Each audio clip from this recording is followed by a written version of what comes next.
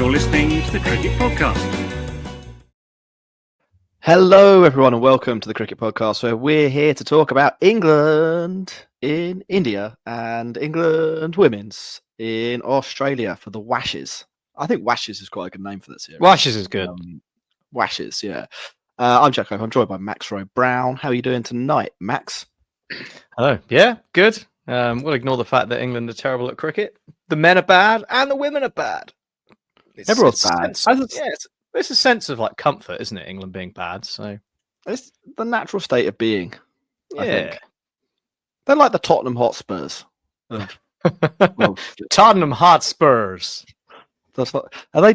Sorry, I am. As you might be able to hear, I'm actually quite ill, so there's a bit scratchy. I might cough occasionally, so I'm sorry about that if you're listening. Are they Tottenham Hotspur? Or I thought they were the Hotspurs. No, it's just the single spur. The I've Spur got my singular. whole life. But the Tottenham Hotspurs is a better name. So take note, Daniel Levy. I've got my whole life thinking they were the Hotspurs. Oh, they're Spurs, aren't they? Is the nickname. So obviously that's where your confusion comes in. I mean, I might legitimately have watched 100 Tottenham Hotspurs games and never noticed that they.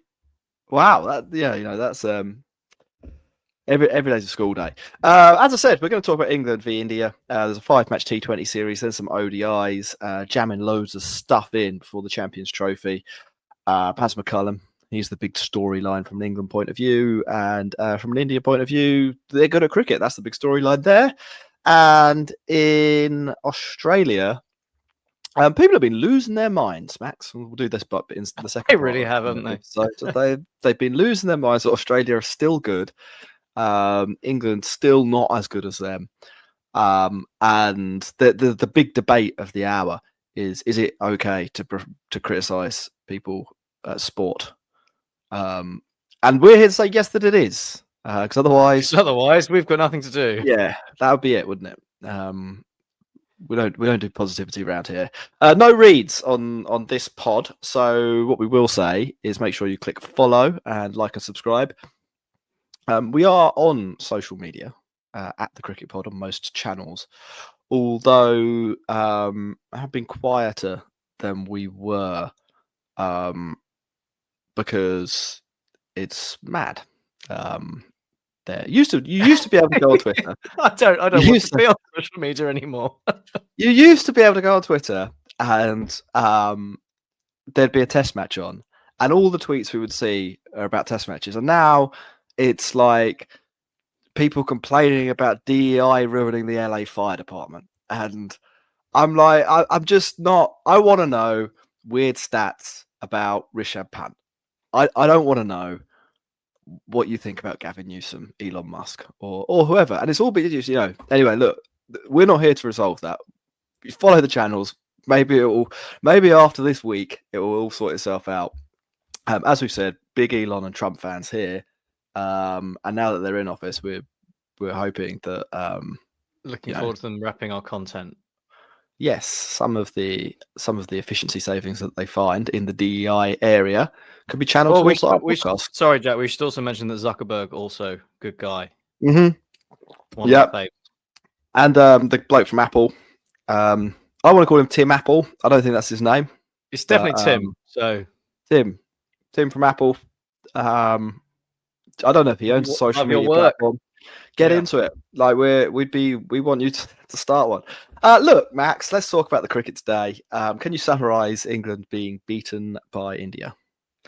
I can, Jack. It was like you said, it was the start of a new dawn for Baz McCullum's white ball England. He didn't take the job 5 years or so ago when he was given the opportunity, because how could you top an England side that was regularly threatening to chase 500 or score 500? We'll forget about the fact that most of that was against the Netherlands, but it was a reasonable point, right? England were at a high point in their ODI trajectory, their white ball trajectory, World Cup winners, etc. And it's a tough gig. to be taking that. You can't improve on that. So he's back now. He's solved Test cricket, and now he's going to solve white ball cricket. So it was the first day of the new dawn, a new look side, and same result as always, because England lost 2 wickets nice and early to Arshdeep Singh's opening spell. The only seamer that India picked that you would expect to actually have any particular venom with that new ball, and England duly fell to it. I assume Phil Salt was busy being distracted by someone doing a Nazi salute on a stage or something, and forgot to actually hit the ball. And it was basically just Butler scored some runs, and everyone else failed to score any runs because India bowled slowly at them, and then they missed the ball or hit it in the air, and they scored 132, and it was really bad. And then India showed us how good they are, not only with the ball but with the bat. New man, Abhishek Sharma, into the side, 79 off 34, absolutely pulverising England's poor bowlers. Jofra Archer aside, who had a good return, 2 wickets, and a good economy rate for him. Everyone else, pretty despicable. And England were crushed, absolutely crushed. Yeah. I mean, I think that's probably about right. It's interesting you bring up Nazi salutes. Obviously, the topic of the hour.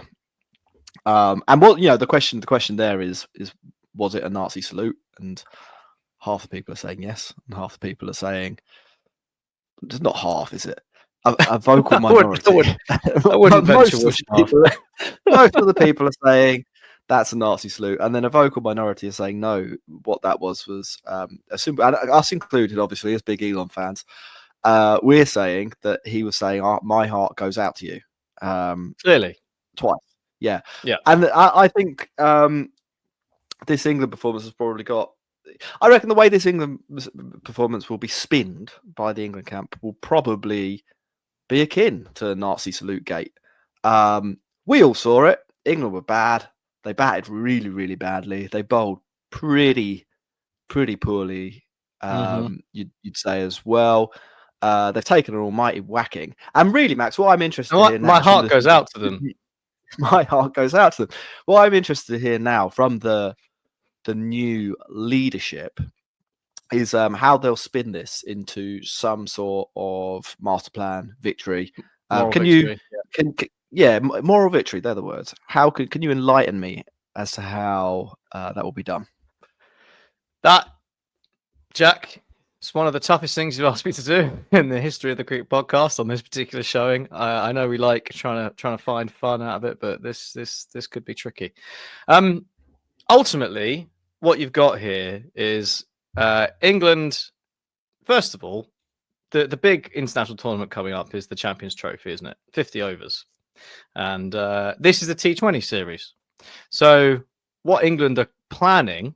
And it's very smart when you think about it, especially with it's a 5-match series, isn't it? T20s followed by 3 ODIs. So they're terrible for the T20s.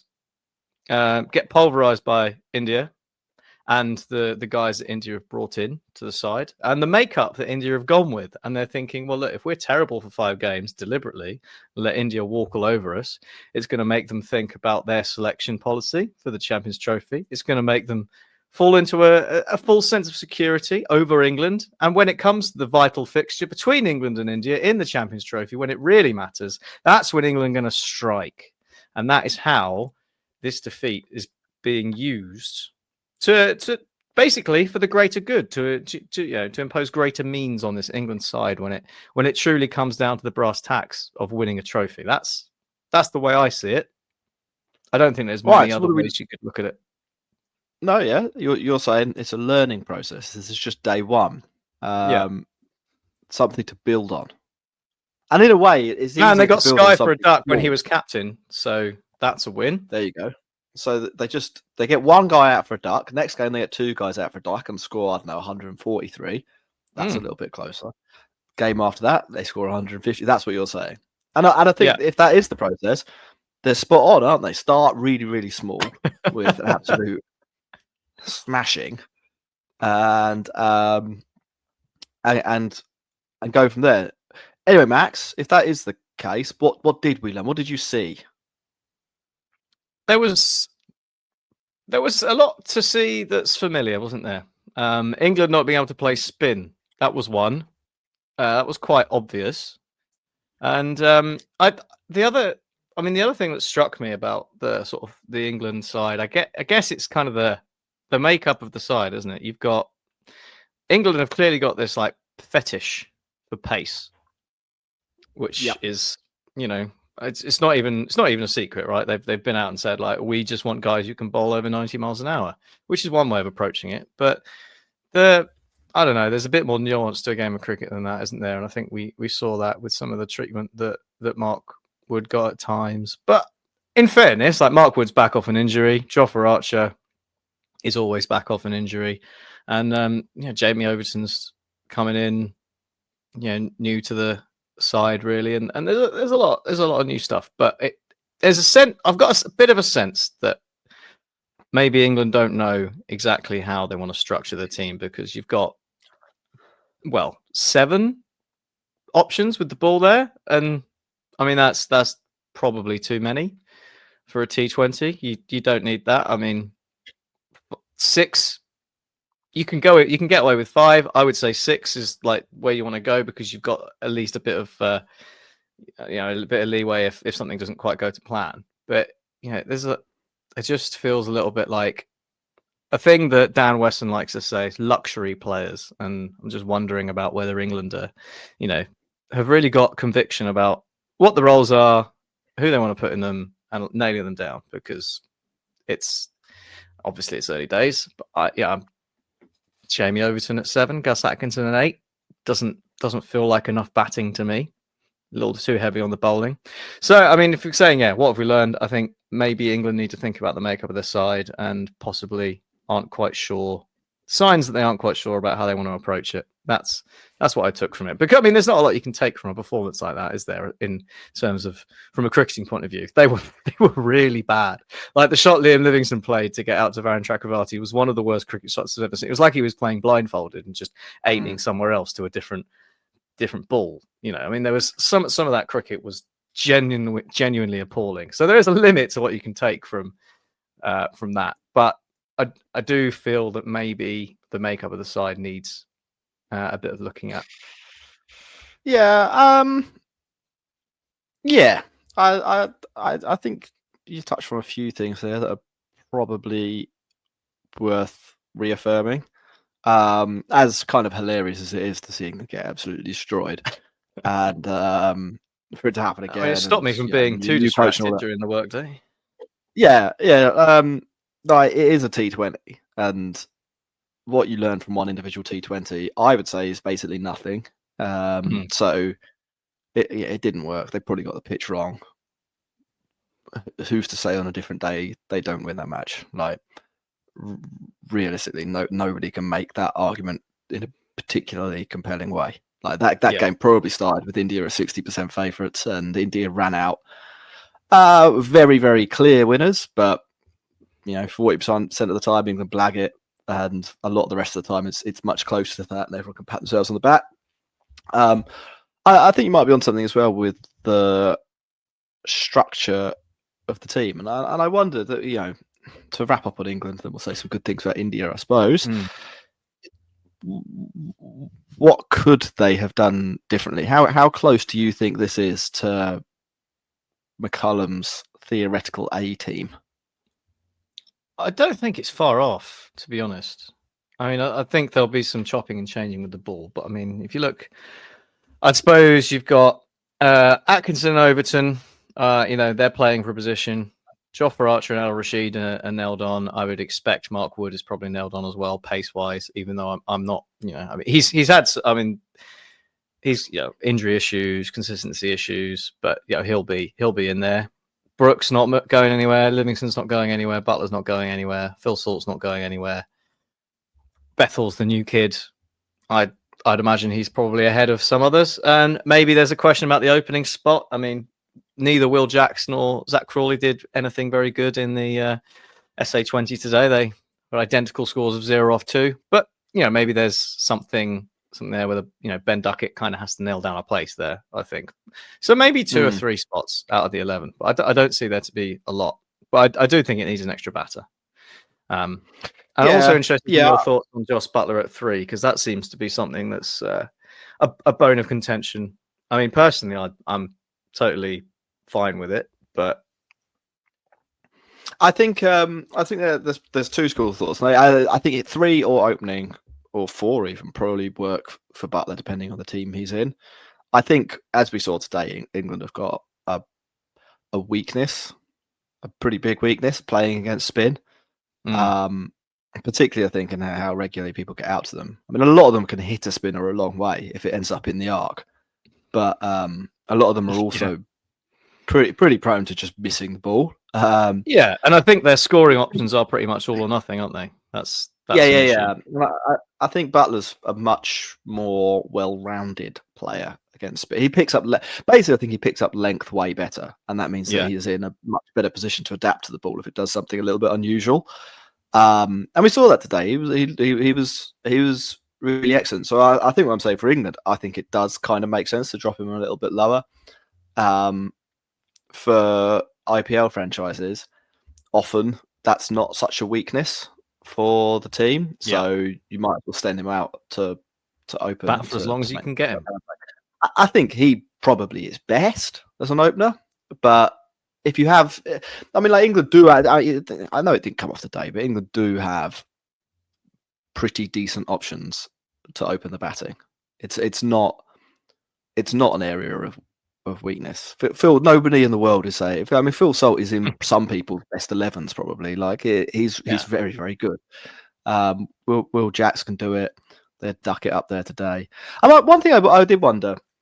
You mentioned some of the guys not there, and I kind of agree. I think it's probably about 7 of the 11 that I think McCullum would have in his front team.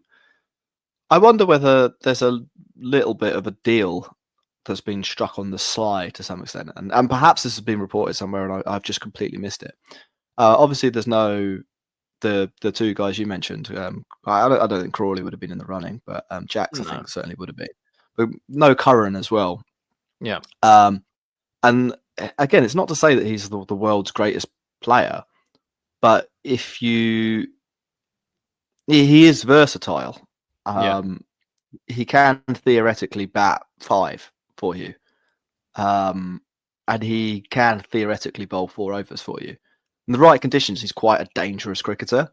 Obviously not selected this squad. And I wondered whether, I think there may be 2 reasons for this. Maybe he's just not in the ODI plans initially, and they're thinking more about preparing people for an ODI World Cup. Because Ben Duckett, I like him, but I think of him more as an ODI player than a T20 player. And I wonder also whether they've just made a deal basically that you can go and get paid in the SA20 and not bother turning up for this because they don't really care.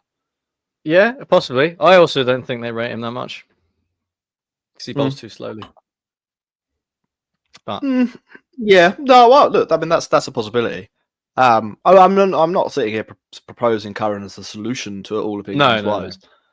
I think he probably is there or thereabouts for their best 11. I think it certainly improved the balance of that side. But yeah, no, I think that's he can bat, point. He can bowl. He's left-handed, and he's at least comfortable bowling in a few phases in the game, and on certain pitches.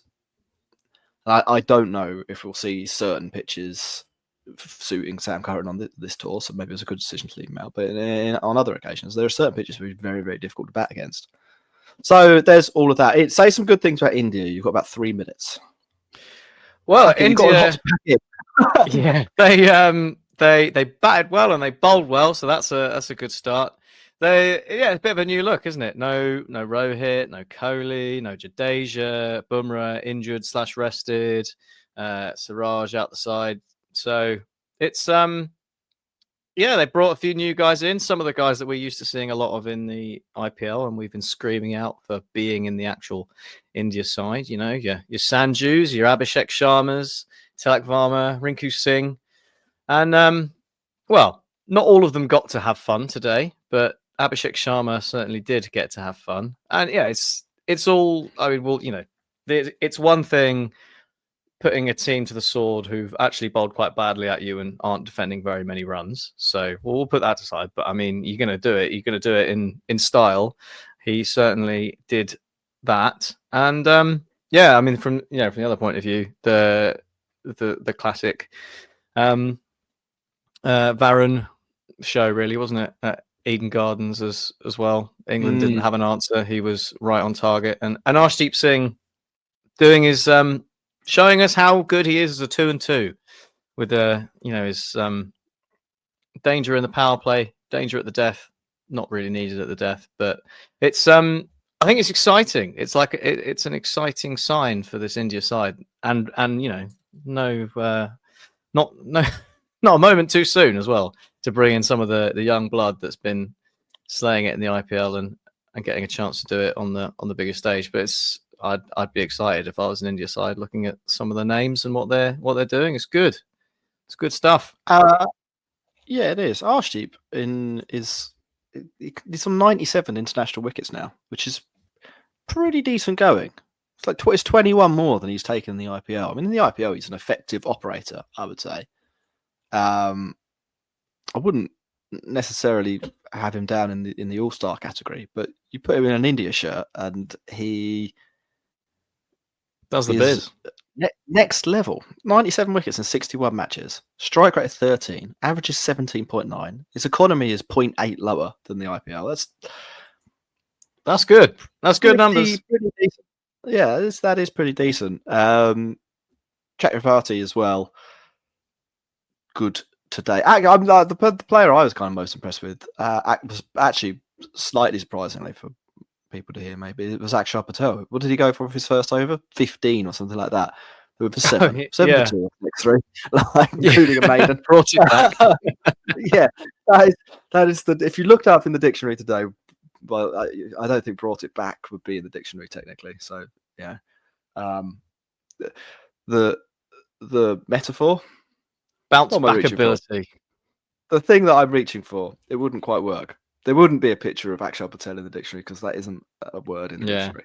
The picture, but if it was a word, there would be a picture of him. And then Abhishek Sharma as well, Max.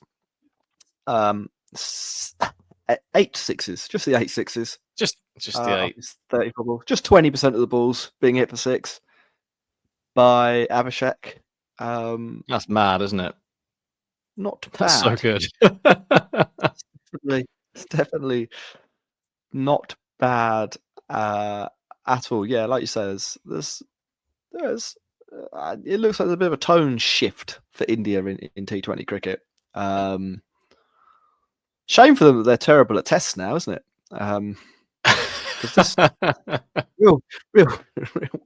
Really making a play in T20 cricket. World champions, bringing through a load of superstars. Can't stop nicking it in test matches. Well, you know the rules. You can only be good at one at a time. That is, yeah. Anything else on this match, Ross? You're not Ross. Ross is the other one. Yeah. No, all good.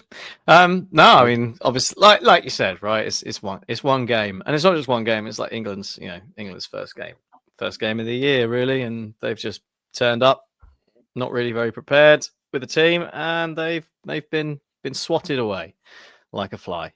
And hopefully, we'll see a bit more competition as the series goes on, because 4 more games like this will be quite dull. Yeah, they're on here's what I would say: they're on a nice time. This should always be appreciated. Yeah. It's kind of a weird one. I imagine, not to downplay the significance of this mega series, but I would imagine for a lot of our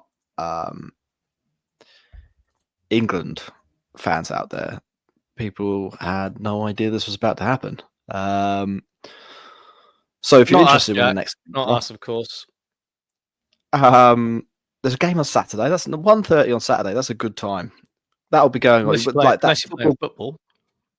Well, that is a problem. It's a problem for football, but these T20s, they last for fucking ever, don't they? Like it will cover the Premier League.